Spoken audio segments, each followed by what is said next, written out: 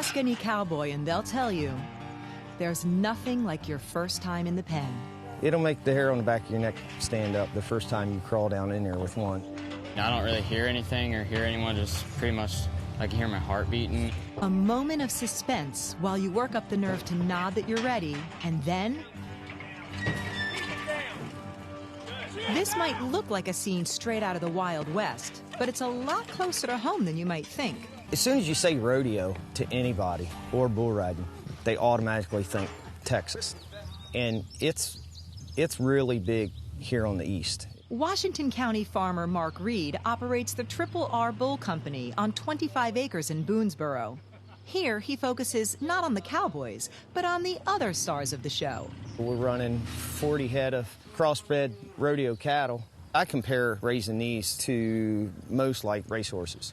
They're athletes, breed for conformation, performance, and genetics. During rodeo season, Mark takes these ornery athletes on the road to shows and competitions, many of which he himself puts on. Today is a tryout of sorts. These are going to be our 3-year-olds. About 3 weeks ago, we bucked them for the first time with a guy, so most of these bulls will be their second trip with a rider, so we'll see who's got it and who doesn't. Bull riders from as far as 5 hours away converge on Mark's farm to put the rookies through their paces. The guys get to practice, and the bulls, get used to the routine. Before mounting, the rider puts a flank strap around the bull's waist to encourage bucking, and a bull rope around its chest. Gotta have something to hold on to.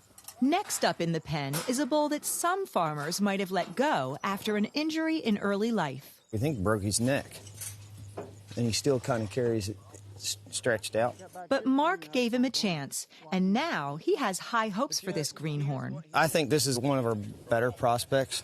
A nod from the rider, the gate swings open, and while everyone else watches the cowboy, Mark watches the bull.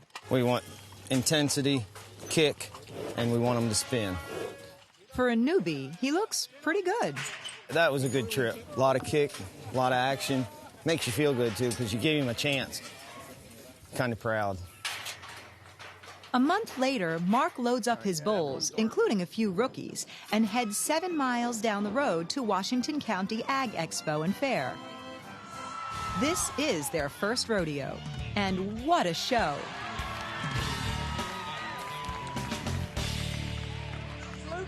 The VIPs of the night are, of course, the bull riders. From Mount Airy, Maryland, please welcome our very own Austin, the G-Man, Gosnell. But they aren't the only ones being judged. Each ride is judged 1 to 25 points from the bull and the rider. The bulls are scored based on intensity, spin, and kick. For the riders, it's all about control. If your body's all wild and out of control, then that will hurt your score. That is, if you last long enough to get a score. There's a reason it's called the most dangerous 8 seconds in sports. Bye-bye. You ride for 8 seconds. If you are 7-9 when the judges watch, that's a 0. You get no score. If you go over that, you don't get any extra points. And risk is a part of the game. Please make welcome our champ, Austin Gosnell from Mount Airy, Maryland. Even for the best riders.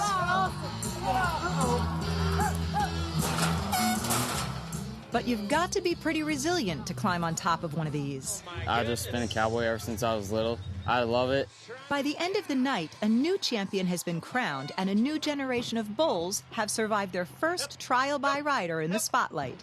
Some were okay, some were, but you don't hit a home run the first time you go up the bat. But the real winner of the evening is Mark.